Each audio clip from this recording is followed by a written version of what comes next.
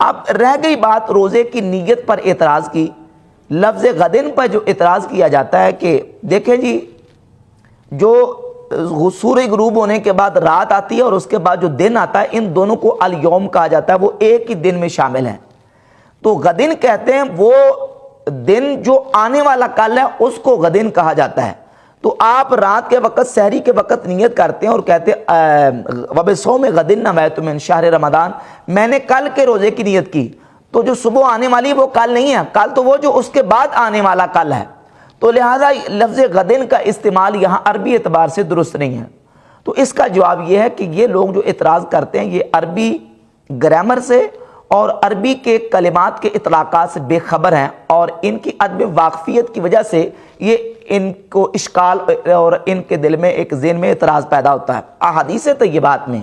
لفظ غدن آنے والے کل کے لیے بھی استعمال ہوا ہے، اور جو کلمہ غدن ہے وہ اگر رات کے وقت کہا گیا تو صبح کے لیے استعمال ہوا ہے۔ جس طرح ہم نیت جو کرتے ہیں وہ رات کے وقت کرتے ہیں، جب تک صبح صادق نہیں ہوتی، صبح صادق سے ہونے سے پہلے کا جو وقت ہے وہ لیل میں داخل ہے، اور صبح صادق کے بعد کا جو وقت ہے وہ نہار میں داخل ہے۔ اب نبی پاک صلی اللہ علیہ وآلہ وسلم کی احادیث سے جو ہمیں بات واضح ہوتی ہے اور سامنے آتی ہے، اس سے یہ بالکل مسئلہ واضح ہو جاتا ہے کہ غدن کا کلمہ اگر رات کے وقت کہا جائے تو صبح کے لیے غدن کا کلمہ استعمال کیا جاتا ہے۔ نبی پاک صلی اللہ علیہ وآلہ وسلم نے بدر شریف کے موقع پر اپنے صحابہ اکرام رضی اللہ تعالی عنہم کو جمع کیا۔ مسند بزار کی جلد نمبر 1 صفحہ نمبر 215 پہ روایت کا نمبر 281 موجود ہے۔ حضرت انس ابن مالک رضی اللہ تعالیٰ عنہ فرماتے ہیں کہ جعل رسول اللہ صلی اللہ علیہ وسلم یرینا مسارع القوم لیلۃ البدر، یعنی بدر صبح ہونے والی تھی جنگ، اس سے پہلے جو رات تھی، رات کے وقت حضور اقدس صلی اللہ علیہ وآلہ وسلم نے اپنے صحابہ اکرام کو جمع کیا، اور صحابہ کو جمع کر کے مشرکین مکہ کے مرنے کی جگہوں کو، ان کے مسارے کو حضور نے دکھایا اور فرمایا ھذا مسرع فلان غدن انشاءاللہ تعالی، انشاءاللہ تعالی صبح فلاں کافر یہاں مرے گا، فلاں کافر یہاں مرے گا، فلاں کافر یہاں مرے گا۔ تو رات کے وقت نبی کریم علیہ الصلوۃ والسلام نے آنے والی جو صبح تھی اس کے لیے غدن کا کلمہ استعمال کیا۔ تو اس سے بات بالکل واضح ہوئی کہ رات کے وقت جو بات کی جائے، صبح کے لیے، دن کے وقت، اس کے لیے غدن کا کلمہ استعمال کیا جاتا ہے، اور حضور علیہ الصلوۃ والسلام نے خود استعمال کیا۔ اور اس کلمے کے اور اس مکالمے کے رات کے وقت ہونے پر بہت سارے اور دلائل موجود ہیں۔ امام موسیٰ بن عقبہ نے اپنی کتاب المغازی میرے پاس موجود ہے، اس کے صفحہ 131 پر اور 132 پر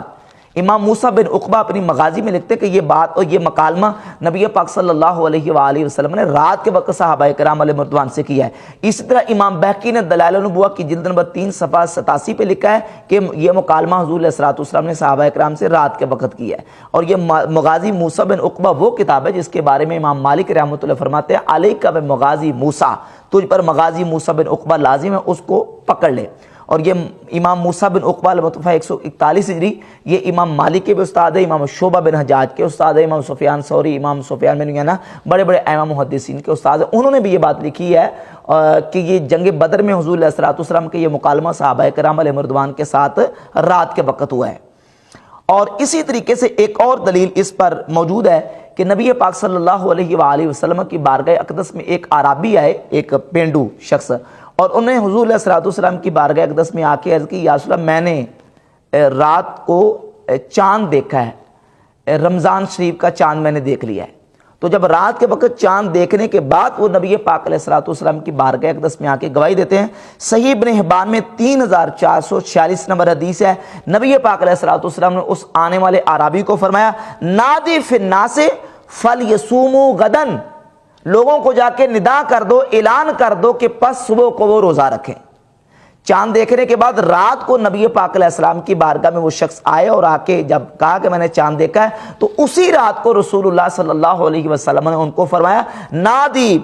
فی الناس فلیصوموا غدن، لوگوں کو جا کے ندا دے دو اور ان کو اعلان کر دو کہ صبح کے وقت روزہ رکھیں۔ تو حضور نے رات کے وقت آنے والی جو صبح تھی اس کے لیے غدن کا کلمہ استعمال کر کے یہ بات واضح کر دی کہ غدن کا جو کلمہ ہے وہ آنے والے کل کے لیے بھی استعمال ہوتا ہے، اور رات کے وقت اگر صبح کے جو دن کے لیے جو آنے والی صبح ہے، نہار ہے، اس کے لیے بھی غدن کا کلمہ استعمال ہوتا ہے۔ تو وبصوم غدن نویت من شہر رمضان کا معنی یہ ہے، چونکہ یہ نیت رات کے وقت کی جاتی ہے، معنی یہ کہ آنے والی جو صبح ہے میں اس کے روزے کی نیت کرتا ہوں، لہٰذا عربی اعتبار سے بھی یہ بالکل درست ہے۔